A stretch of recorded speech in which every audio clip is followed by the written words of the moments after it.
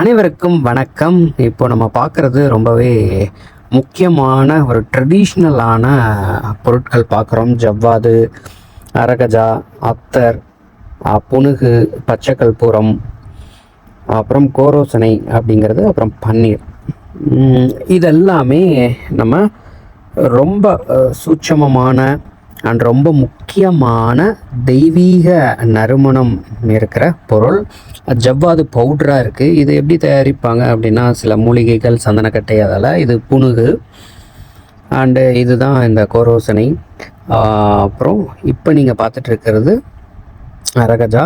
இது ஜாதிக்காய், ஜாதிபத்திரி, கற்பூரம், இப்படி சில மூலிகைகளால் பண்ணக்கூடிய ஒரு வாசனை திரவியம் பச்சை கற்பூரம். நம்ம எல்லாத்துக்குமே தெரியும் எவ்வளவு பாசிட்டிவான ஒரு விஷயம் அப்படின்னு. இதெல்லாம் நம்ம ரொம்பவே தெய்வீக மனம் நம்ம வீட்டில் இருக்கிறதுக்காகவும் பாசிட்டிவ் எனர்ஜி நமக்கு வரத்துக்காகவும் இதெல்லாம் யூஸ் பண்ணலாம்.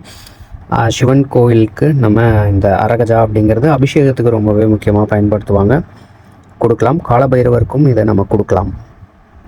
இது என்னென்ன பயன்கள் அப்படின்னு பார்த்தீங்கன்னா, பச்சை கற்பூரம் எப்பயுமே வெள்ளிக்கிழமை சுக்கரஹோரை, அதாவது காலையில் 6 to 7, ஈவினிங் 6 to 7 நம்ம தண்ணியில் கரைச்சி வீடு ஃபுல்லாக தெளிக்கலாம். இல்லை அப்படியே பொடி பண்ணி ஒவ்வொரு மூலைகள்லேயும் நம்ம வீட்டு மூலையில் நம்ம போடலாம்.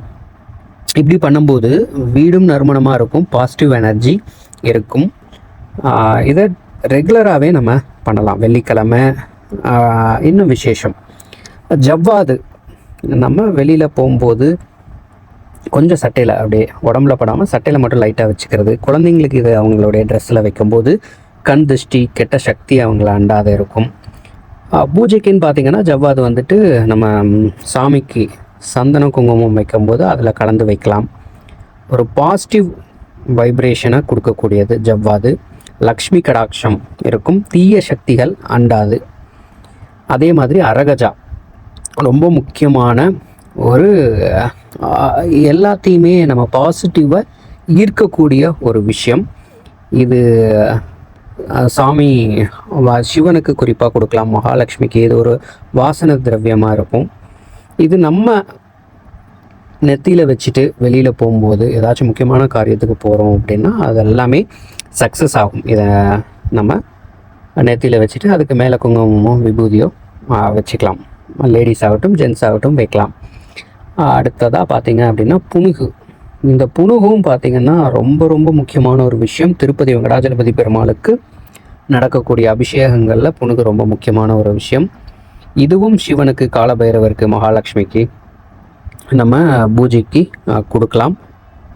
நம்ம வீட்டில் இருக்கிற சுவாமி படங்களுக்கும் இதை வைக்கலாம். நம்ம இதை வச்சுட்டு போகும்போது ரொம்பவே பாசிட்டிவ் எனர்ஜி, காரிய சித்தி இதெல்லாமே ஏற்படும். இது புனுகை பற்றி இன்னொரு விஷயம் சொல்லணும் அப்படின்னா, நம்ம வைத்தீஸ்வரன் கோவிலில் பிரசாதமாக இந்த புனுகு தைலம் அப்படிங்கிறத கொடுப்பாங்க. அது வந்துட்டு பல நோய்களை தீர்க்கக்கூடிய தைலமாக பார்க்கப்படுது. ஸோ புனுகுக்கு அவ்வளோ ஒரு மருத்துவ குணமும் இருக்குது. பாசிட்டிவ் எனர்ஜியை நம்மக்கிட்ட வச்சுக்கும், கெட்ட சக்தியை அண்ட விடாது. அதே மாதிரி நோய்களையும் விரட்டும். ஸ்கின்கான இந்த முகப்பொருள்லாம் இருக்கு இல்லையா, அதுக்கெல்லாம் மேலே அப்படியே அப்ளை பண்ணுறது. கஸ்தூரி மஞ்சள், புனுகு, அதுக்கப்புறம் அது கூட சில பொருட்கள்லாம் சேர்ந்து குளிக்கக்கூட செய்வாங்க. குளிச்சுட்டு வந்தோம் அப்படின்னா ரெகுலராக ஸ்கின் டிசீஸ் எல்லாம் போகும் அப்படிங்கிறது இருக்குது. ஸோ இதெல்லாமே பார்த்திங்கன்னா ரொம்பவே முக்கியமான வாசன திரவியங்கள். நம்ம ரூம் ஃப்ரெஷ்னரு அது இதெல்லாம் யூஸ் பண்ணுறதுக்கு இந்த மாதிரி நம்ம ட்ரெடிஷ்னல் பேஸான வாசன திரவியங்களை யூஸ் பண்ணும்போது வீடும் நறுமணமாக இருக்கும்.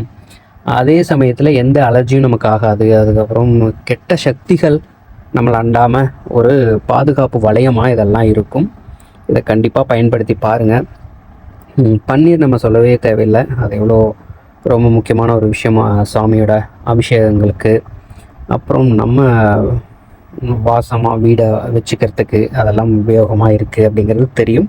ஸோ இந்த பொருட்கள்லாம் கண்டிப்பாக ஒவ்வொரு வீட்லேயும் இருக்கிறது ரொம்பவே நல்லது. அதுவும் இந்த கோரோசனை அப்படின்னு சொல்லக்கூடியது பார்த்திங்கன்னா அதாவது மகாலட்சுமி அம்சமான பசு, அதுவே நம்ம வீட்டில் இருக்கிற மாதிரி இதை நீங்கள் அப்படியே வச்சு பூஜை பண்ணிக்கிட்டிங்கன்னா கூட போதும். அதைவே கோமாதாவாக நினச்சி பூஜை பண்ணாவே அவ்வளோ நல்ல விஷயங்கள் கிடைக்கும். நம்ம அதை வாரங்களில் ஒவ்வொரு நாள், அதாவது மாட்டில் இருந்து தான் இது வருது. ஸோ நெய்யில், பாலில், தயிரில் ஒவ்வொரு கிழமைக்கு சொல்லுவாங்க. அப்படி அதோட கலந்து நம்ம நெத்தியில் வச்சுட்டு போகும்போது போகிற காரியம்லாம் சக்ஸஸ் ஆகும் அப்படின்னு சொல்லுவாங்க. ஆனால் என்னை கேட்டால் நீங்கள் வீட்டில் அதை வச்சு அப்படியே அதுக்கு பூஜை பண்ணாவே போதும். அதே மாதிரி அதை நீங்கள் கோவிலுக்கும் வாங்கி கொடுக்கலாம். ஸோ இந்த மாதிரியான விஷயங்கள்லாம் இருக்குது. அரகஜா, புனுகு, இது எல்லாமே ஒரு பாசிட்டிவ் வைப்ரேஷன், போகிற காரியத்தில் வெற்றி. அண்டு தொடர்ந்து அதை நம்ம சிவனுக்கும் காலபைரவருக்கும் பூஜைக்கு வாங்கி கொடுக்கும்போது நல்ல பண வரவு, நல்ல வேலை, நல்ல நோயற்ற வாழ்வு இதெல்லாமே கிடைக்கும். ஸோ இதெல்லாமே கண்டிப்பாக நம்ம ஃபாலோ பண்ணணும். சில பேர் பண்ணிகிட்ருப்பீங்க, சில பேர் பண்ணலை அப்படின்னா கண்டிப்பாக இதை யூஸ் பண்ணுங்கள் அப்படிங்கிறத சொல்லிக்கிறேன். நன்றி, வணக்கம்.